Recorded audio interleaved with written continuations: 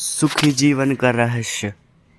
एक महान संत हुआ करते थे जो अपना स्वयं का आश्रम बनाना चाहते थे, जिसके लिए वो कई लोगों से मुलाकात करते थे। एक जगह से दूसरी जगह यात्रा के लिए जाना पड़ता था।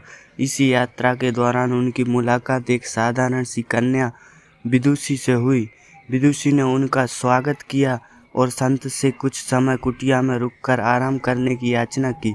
संत उसके मीठे व्यवहार से प्रसन्न हुए और उन्होंने उसका आग्रह स्वीकार किया। विदुषी ने संत को अपने हाथों का स्वादिष्ट भोज कराया और उनके विश्राम के लिए खटिया पर एक दरी बिछा दी और खुद फर्श टाट बिछाकर सो गई। विदुषी को सोते ही नींद आ गई। उसके चेहरे के भाव से पता चल रहा था कि विदुषी चैन की सुखद नींद ले रही हैं। उधर संत को खाट पर नींद नहीं आ रही थी। उन्हें मोटे नरम गद्दे की आदत थी जो उन्हें दान में मिला था। वो रात भर विदुषी का सोच रहे थे कि वो कैसे इस कठोर जमीन पर इतने चैन से सो सकती हैं। दूसरे दिन सवेरा होते ही संत ने विदुषी से पूछा कि तुम कैसे इस कठोर धरा पर इतने चैन से सो रही थी। तब उसने बड़ी सरलता से उत्तर दिया, हे गुरुदेव, मेरे लिए मेरी ये छोटी सी कुटिया एक महल के समान ही भव्य है। इसमें मेरे श्रम की महक है। अगर मुझे एक समय भी भोजन मिलता है तो मैं खुद को भाग्यशाली मानती हूँ।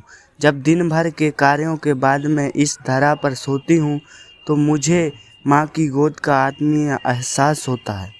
मैं दिन भर के अपने सत्कर्मों का विचार करते हुए चैन की नींद सो जाती हूँ। मुझे एहसास भी नहीं होता कि मैं इस कठोर धरा पर हूँ। यह सब सुनकर संत जाने लगे।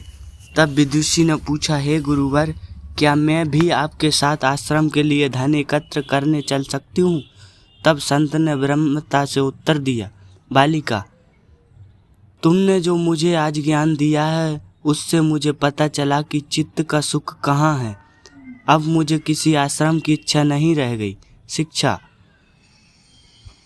आत्म शांति एवं संतोष ही सुखी जीवन का रहस्य है।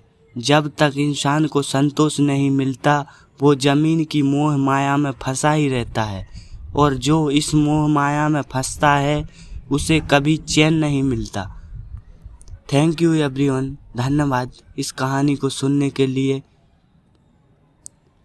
और चैनल को सब्सक्राइब करें, लाइक करें और शेयर करें।